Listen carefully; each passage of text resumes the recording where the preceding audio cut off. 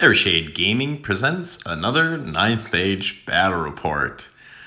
Empire Sonnstahl versus Infernal Dwarves. Empire Sonnstahl's running a bunch of knights and a couple volley guns and alchemy and pyro wizards. Infernal Dwarves have an overlord with arrogance and immortals and a really slick prophet of Lugar and a chariot. Here's starting to look at deployment. So really, Knights of Sun Griffin on the flanks, big block of Knights of Inner Circle with Knight Commander BSB in the middle, and the volley guns and sword pointing units just sort of surrounding them. I've got 2 Pegasus captains, which I'm trying out, and a 3rd Pegasus on a wizard. The Infernal Dwarves had a pretty tight deployment. They really just stayed right in the center with 1 unit of Toruk on the flank to avoid me getting breakthrough, which is our objective. I'm able to get a altered sight off one of my volley guns. I don't really move up that much, and I do a little pyroclastic flow to kill some hobgoblins. One of my volley guns just straight up misfires turn 1, which is a bummer. And I only do 1 wound to one of his Titan mortars. And my shooting just really doesn't do a lot turn 1. So now we go into Infernal Dwarves turn 1. We deployed using counter thrust. So I had some shooting targets turn 1, but just couldn't really do much with the volley guns, unfortunately. My opponent, honestly, was pretty comfortable backing off. He's got some strong magic. He throws Mark for Doom, but I make an Aegis save. And then he was able to just blast off one of my rider units, and the other one takes a wound. He puts a wound on the wizard, the Pegasus wizard, with some vassal bows. And then moving into my turn 2, kind of feeling the pressure to maybe start putting a little bit pressure on the board. I kind of thought I've got some shooting, I've got some magic, but I think that Lugar guy and those Titan mortars are just going to be able to pick on me a lot more than I might be able to pick on him, actually. So I toss some buffs out on my knights on the right, kill some more vassal levies, just trying to discourage my opponent charging those Knights of Sun Griffin, really, so that I can sort of keep advancing. And then going again to Infernal Dwarves turn 2. Man, he just has a little bit of bad luck with some magic, which will not be the end here of this game. He has more bad luck later on, thankfully. And again, not really moving up all that much, but moving up aggressively with that chariot because he's pretty tough and he's got him in a good spot behind that impassable. Throws out some damage on me, does a couple wounds in some different places, and going into US turn 3, I decide I'm just going to try a charge on those knights, because if I fail, I can always throw out some more buffs and put altered sight up on my volley gun because it can shoot this turn. And I just chaff his Lugar dude because I do end up failing that charge with my Knights of the Sun Griffin.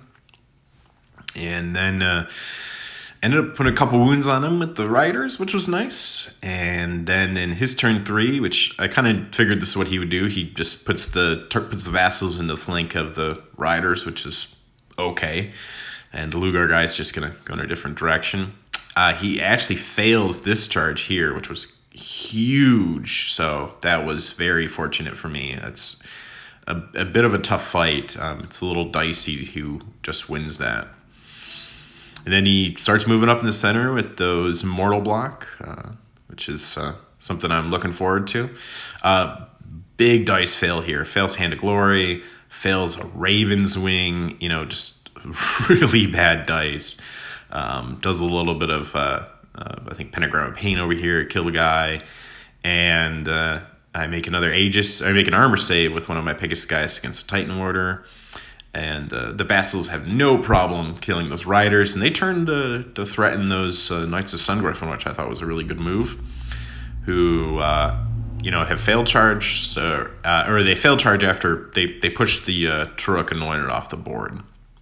And I put more altered sight on my volley gun, really trying to cause a panic test on the vassals. And then I've brought my knights into the Immortals, try to get the enemy up, but it's dispelled. which would have been quite helpful just to maybe hit a little bit or be hit a little bit worse, and then get Word of Iron off on my knights on the left flank. And as you can see, I did panic those vassals, so that was very fortunate for my Knights of Sungriffin. And then I killed this Titan Mortar with one of my Pegasus captains, and then my Knight Commander puts 2 wounds on this BSB, almost kills him. And then I think my BSB does 2 wounds, and then this is what we're looking like after combat. So I won, but, you know, Bodyguard, reroll. He sticks around, no problem. And then we do a little rearranging of the characters.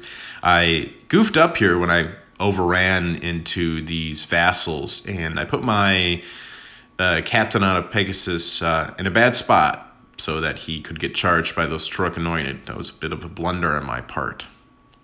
So, and then he starts moving his Lugar Chariot guy over, and then he gets a Raven's Wing to put him in a very good spot so that he can charge my knights on his next turn.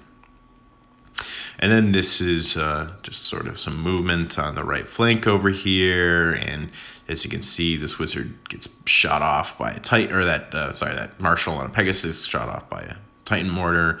Moving into combat, the Knight Commander is going pretty buck wild with his Light of the Sonnstahl. He was killing at least 4 a turn, every turn, which was just incredible.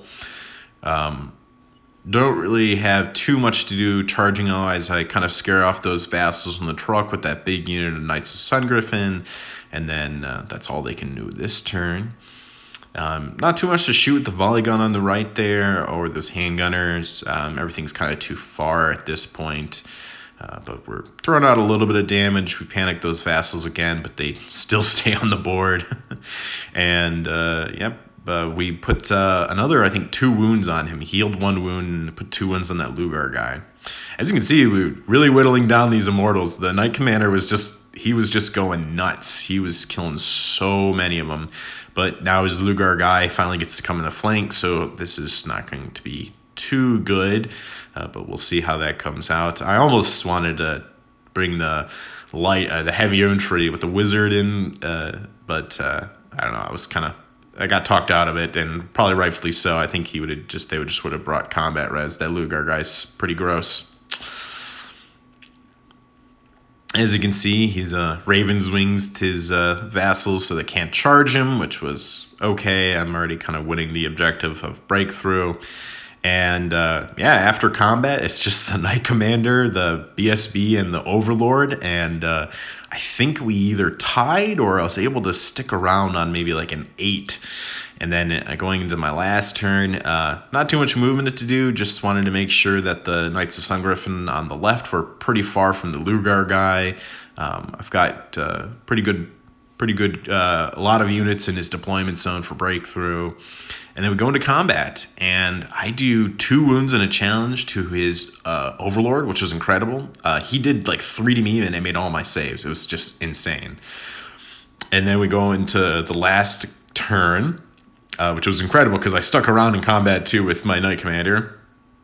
And he didn't really have too much to do. He's trying to, do a little bit of magic, but unfortunately his Lugar guy got tied up. And then in the last round of combat, my Knight Commander punks the Overlord before he gets to attack, and then fails his last discipline check on a 7 and breaks and gets run down from combat, which was a bit of a bummer, but he just went so ham. Thankfully, the Wizards unit passes a panic check on a 7, so they don't have to flee. And that's how the game is ending up with 1 Immortal left. The BSB, his Lugar guy, he's got 1 Truck Anointed and 2 Vassal units. I've got my Knights of the Sungriffin and a couple of the support units. So it ends up being 11-9 to the Empire Sonnstahl with the objective win. Thanks for watching, guys. Hope you enjoyed this.